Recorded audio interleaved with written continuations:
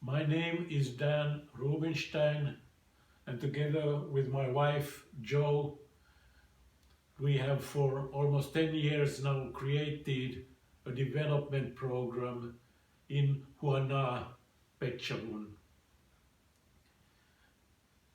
We call the program Zero to Hero program. Zero because we start from babies when they are born, after they are born, and want the children to become heroes at the age of 18. The goal with our program is to improve the quality of life in our area. And there are two main dimensions we have to look at. One is the quality of life, and the other, as we have learned in Finland, which correlates very much with the quality of life, is the quality of education. But there is also a third dimension we have to look at, and that is the cost. So let's say that today we have a certain level of education which gives a certain level of life quality. The question is, how good is the quality of education in Thailand today?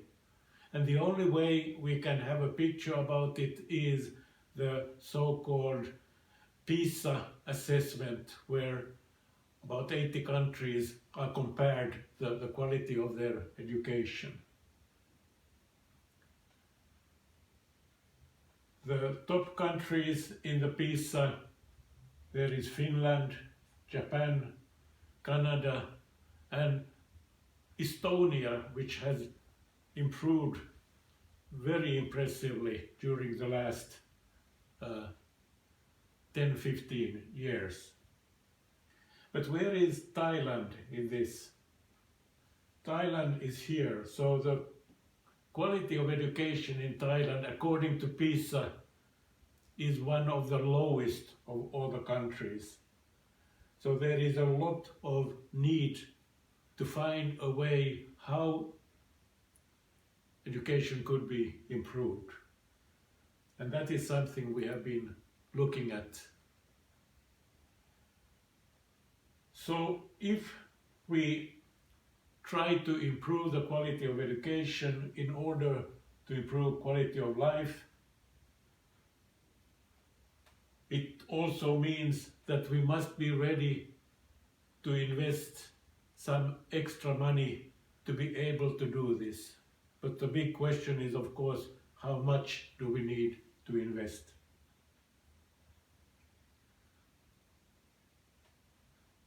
And the other big question is, how can we improve the quality of education? That is something that the Ministry of Education is very much thinking about. Very clearly, there are really good ideas, thoughts, what should be done. The problem is how to bring it down to the school level. And we believe that the approach we are trying to do, the bottom-up strategy, is the answer how you can spread this not only from the top down but also from the bottom up. That is what we are trying to do. Of course, when we talk about education, it's very much about the teachers. How good are our teachers? How well are they teaching? Our example teacher is saying that I have been teaching 7 hours every day, so I must be a good teacher.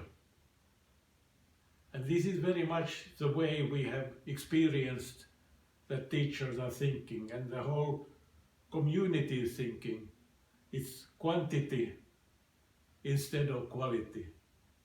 the more paper you produce, the better, which is just the opposite of the way Finland is thinking, where the philosophy is that less is more, if you focus to do exactly the right things. What we should look at when we talk about teachers and schools is how much do the students learn? Because that's the only really interesting thing. How much do students learn? They can learn 100% of what the teacher is telling, or they can learn 0% or something in between. It's very much about the teacher's skills. There is a person called Edgar Dale who is very famous for his learning pyramid. And he has been studying this. How much do students remember, learn when listening to teachers? And according to him, if the teacher is lecturing means that the students sit quiet and listen when the teacher is speaking, write down and try to learn at home in the evenings. According to his studies, students only remember up to 5% of what was said. But if we do active learning means that the students are participating in the learning process. They can remember up to 75% of what they go through. So there's a huge, huge difference. And the challenge is, of course, how can we come from 5% towards 75%? Because very much the Thai teaching today, it is lecturing. It is students are sitting quiet and listening instead of participating. It's very seldom you hear questions, dialogues between teacher and students.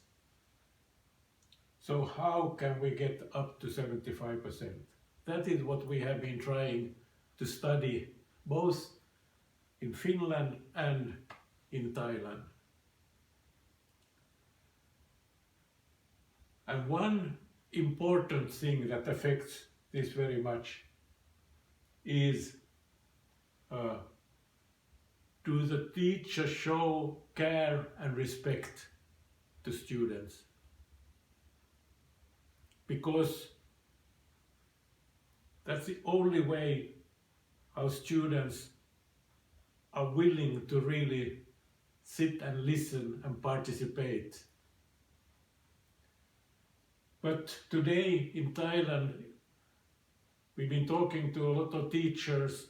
It looks like the attitude is, if I don't shout and even hit, I cannot have the students to sit quiet. And by doing this, you make students scared. And when they are scared, they learn almost nothing. So here we have a big challenge when we talk about Thai government teachers. When we look at the education system, there is another thing we have to understand. There are things which are concrete and there are things which are abstract. And concrete means that you can see, you can touch, it's tangible. While abstract means that it's invisible, you can't see it. And now the situation, which has surprised me at least, is that most people, at least in the countryside, they only see the concrete. They are very difficult to see the abstract. What does this mean? For example, if we take reading, or writing, they are concrete. Parents can see if the child knows how to read and knows how to write. So for parents, the quality of a school is based on can the children read and write. And the parents are pushing the school to make sure that already at the age of 5, very often, children should know how to read and write. And the teachers have been telling that if they don't teach this, the parents want to take the children to another school where they are teaching reading and writing.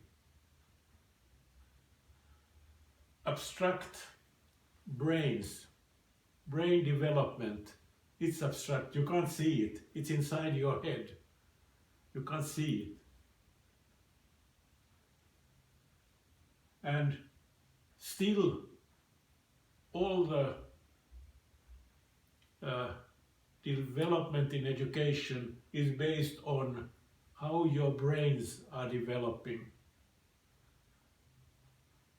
And the challenge is that brains start to develop already 3 months before the child is born. There is millions of neurons in the brains, but if you don't activate the neurons, they will die. So already while pregnant, and especially for the 3 first months, and actually 3 first years, the question is, how can you activate the child's brains? Because now the situation is such that when you don't see this, so it doesn't exist. I very seldom hear any teacher speak about how do we try to develop the brains.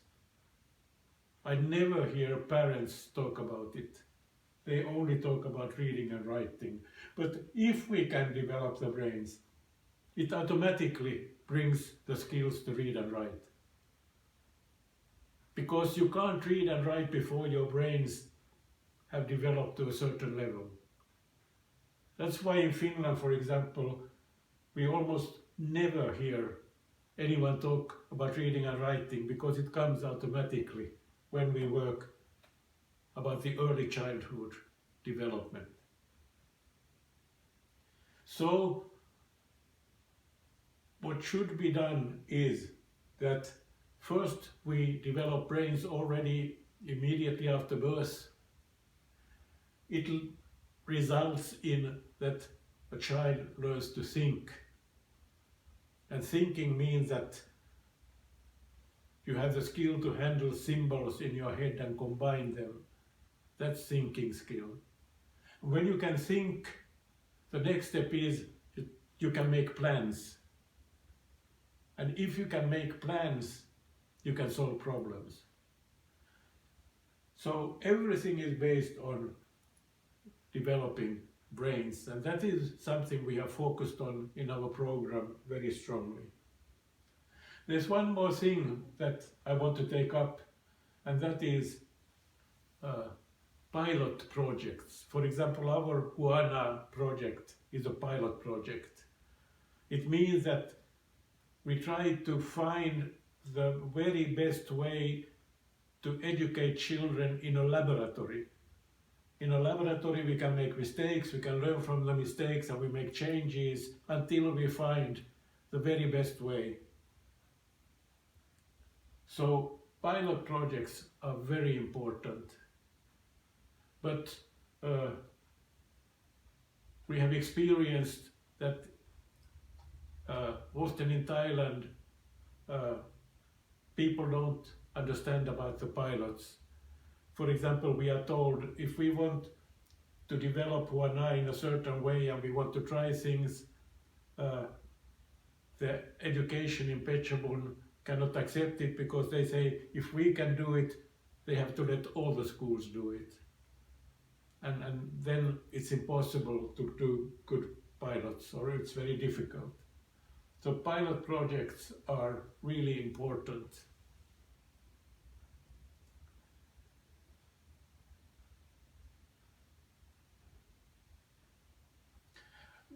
The main question is, of course, how can we get from 5% towards 75% in what the students learn from what they hear and what they see. And the question is, what is the output of our program? Input is what we have used in order to find the answer to what we should do. One of the things we have considered is the Thai national curriculum.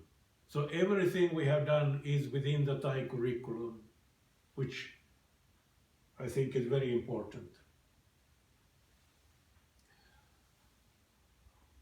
Another thing that we have used is a person called Alvin Toffler. He wrote in the 80s a book called The Third Wave, where he said that we are in a huge change in the world history, where we go from industrial society to the value-based society, a change of 180 degrees.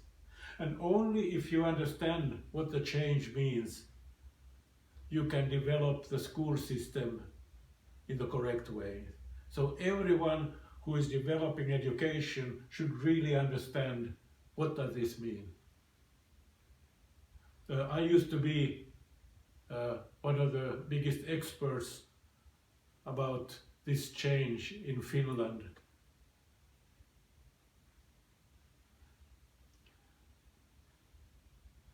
One thing we have used very much is the Finnish early childhood model, because Finland is considered to be one of the leading countries about early childhood in the world. So we know that we cannot bring the Finnish system to Thailand, especially to countryside, but we can find elements that can be used when Thailand is finding the optimal way of developing children, especially in countryside.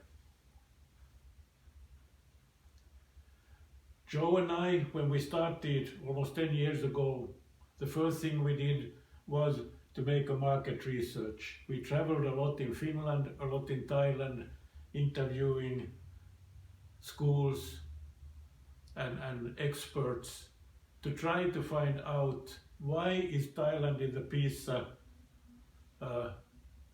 not so good, why is Finland good, what can we learn about this. And actually what we found out, we put it in 4 letters.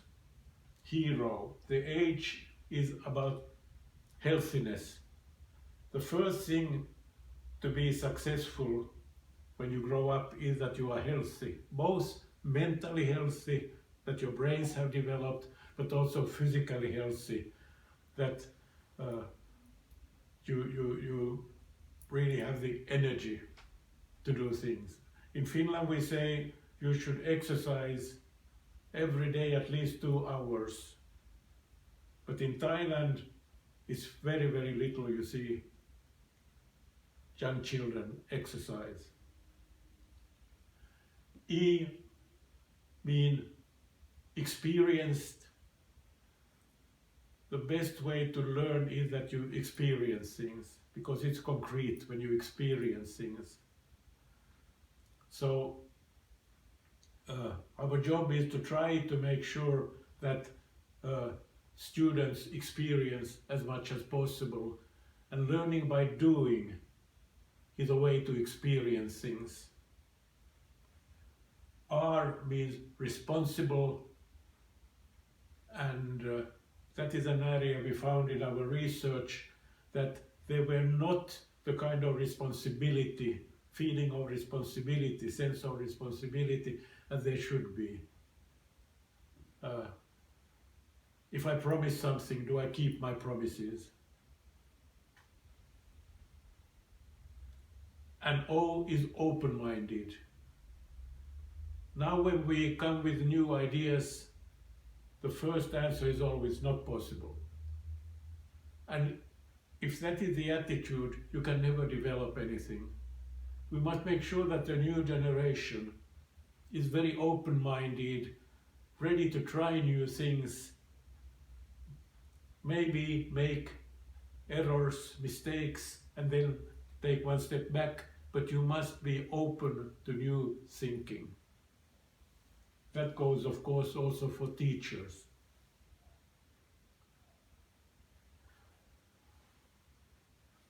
Then when we were looking for a model for kindergarten, we found Dr. T in Bangkok, who has developed the American high scope model, a very, very successful model to suit Thailand and Thai curriculum. So that has been one really important element when we were looking for how should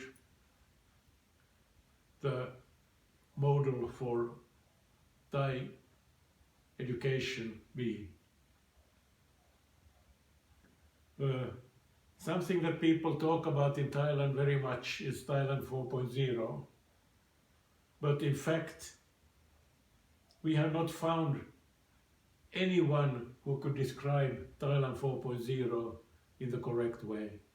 People talk about technology, which of course is one important part, but it's only a part of what the 4.0 means. Actually 4.0 and Alvin Toffler's The Third Way, they are about the same thing. And finally,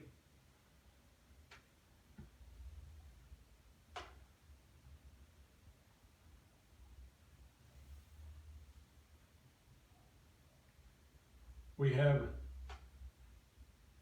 the Huana pilot project that we have been working with, that we call Zero to Hero. And in this pilot project we have tested all these in order to find a way how we recommend that the education will be done.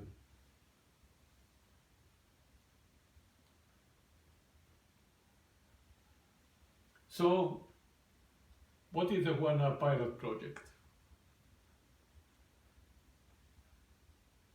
The first thing we did in the pilot project was that we started what we call baby club, or actually it's a baby and parent club, because the parents or grandparents come with their babies twice a week to our club, where our teachers are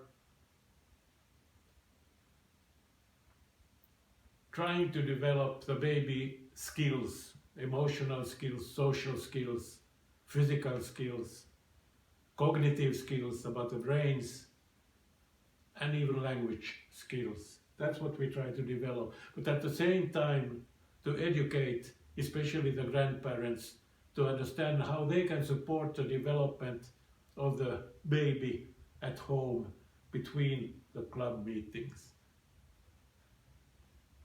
Here is from a baby club meeting. We have between 30 and 40 children and parents, grandparents each time in our meetings, and it looks like parents are very, very happy with the meetings.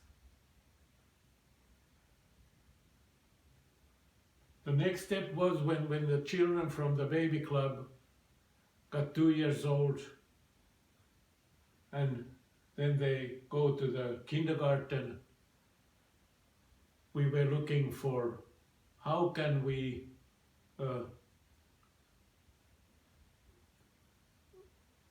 develop the children through active learning in kindergarten. And we found, as I told earlier, Dr. T's high scope. And we started to use it.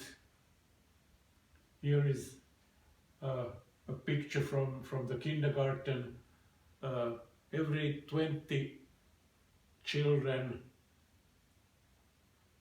make one group with 2 teachers, and they have 5 corners where they can learn in a practical way things.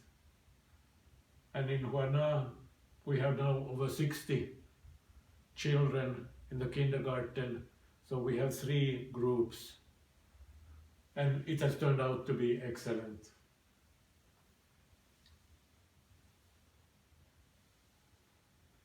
The next step, when kindergarten children grew up, was the preschool, and together with the PO we agreed that we bring high scope also to kindergarten, to preschool. And it has also turned out to be an excellent solution, because we can see that the children, they are so much more developed than what we experienced earlier.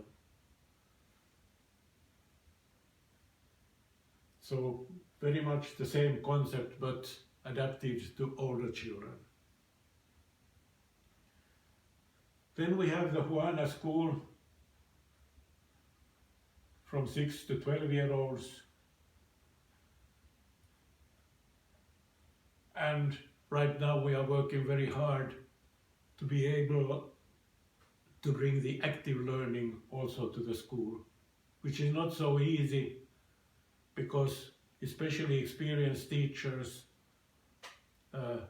it's not easy for them to rethink the way they are teaching.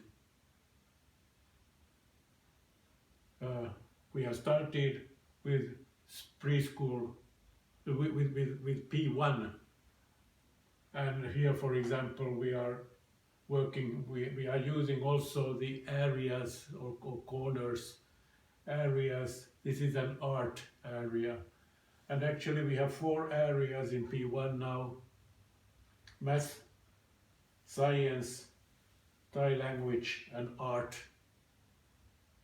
areas. And it was really amazing when we started to bring this new thinking to P1. Children had very difficult to concentrate, running out whenever teacher had difficulties to have good control over children. But immediately when we brought the area thinking, it changed. And now the children's behavior is very different from their earlier behavior. And now in future we have to find the right activating concept also for P2 to P6. And after we have succeeded to get the active learning to Juana, then we have the last step, and that is the secondary school, where we hope that Oberjo school in Phetchabun will be a part of the pilot program. Actually, we have already started to work with Oberjo school. We had a training session for all the teachers in Oberjo school, where we talked about the 4.0. What does the 4.0 mean for the school in future? A very good day. And this whole program that we have been developing step by step, we have a team, 5 excellent teachers working for us, and they have been implementing the new thinking, helping the teachers, about 2 teachers in kindergarten and the Juana school teachers in implementing the new thinking.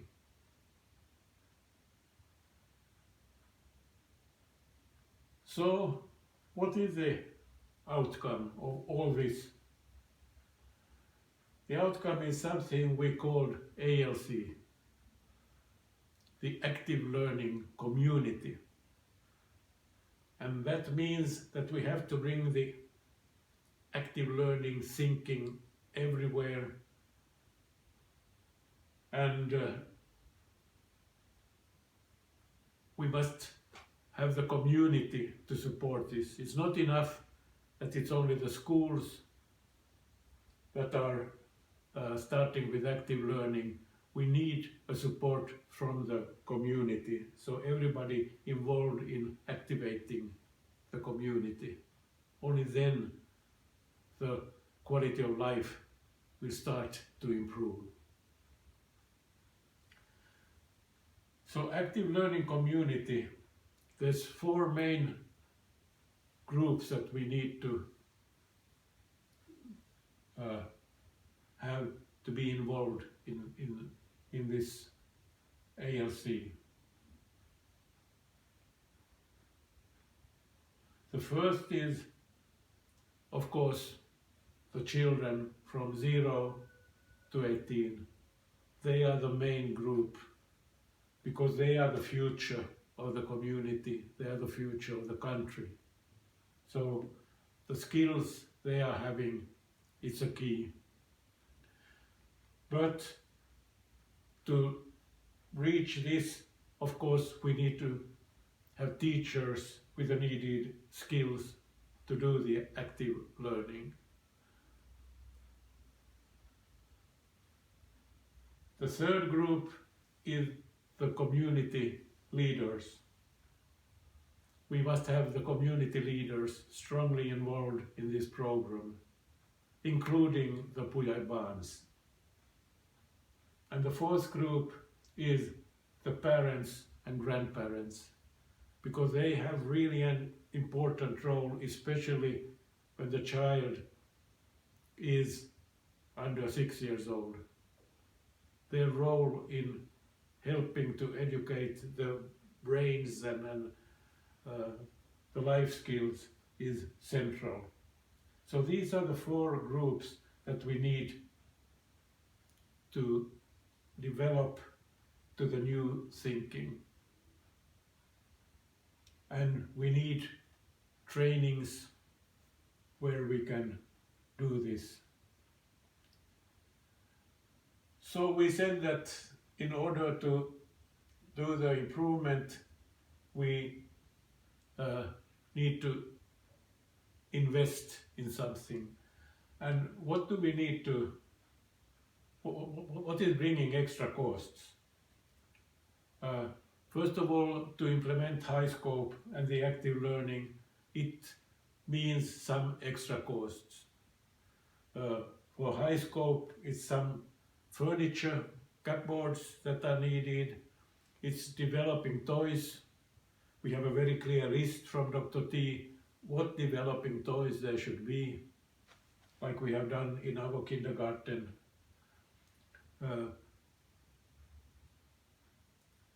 Every day you must produce some material for the children that activates their thinking, and it means copying quite a lot, and it brings an extra cost.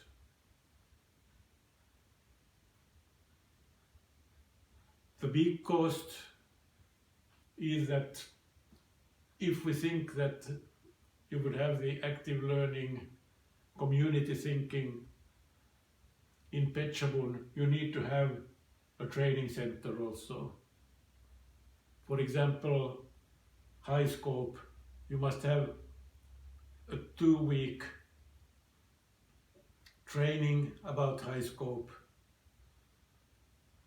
and after that coaching, that they get started in the correct way. The third thing that brings costs is activities for the parents, grandparents and other guardians who look after children. Actually, the school should become the center of community. And in order to do that, you must have some money reserved for it.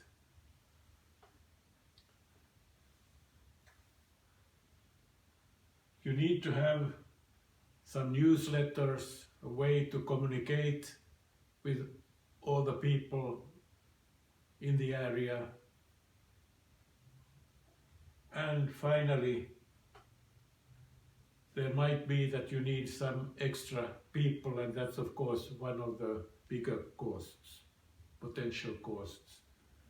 For example, as I mentioned earlier, if we take high scope, for every 20 students you need to have 2 teachers.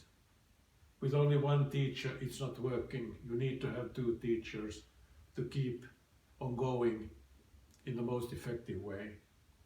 That is a must, says Dr. T. And the same goes for preschool. So there you need to have 2 teachers for a group of 20 children.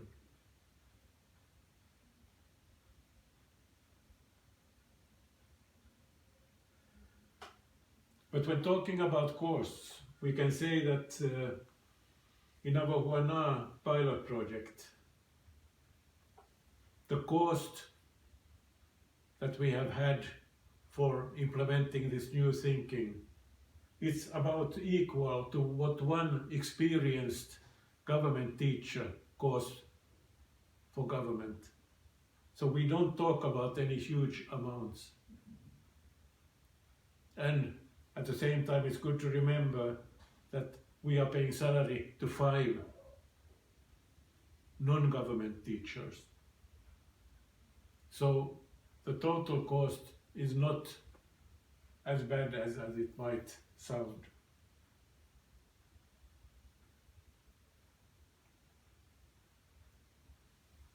So our recommendation is that first we will finalize the Huana pilot so that we have one showcase to all the schools to see how it works, because that's how you make it concrete, as I said earlier. From 2022, from next year, we think it will be possible to implement this new active learning, community thinking to all the 4 Nayom schools. And in step number 3, if we have been successful here, we have found a way how we get the schools to make the change, then from 2023 start to implement it to Phetchabun schools. Probably take first 10 schools, train them, and then when they have got started, take the next 10 schools. But to do this, we need the full support from the governor, because that is the only way how we get people really to take seriously the change that have to be done anyway, sooner or later.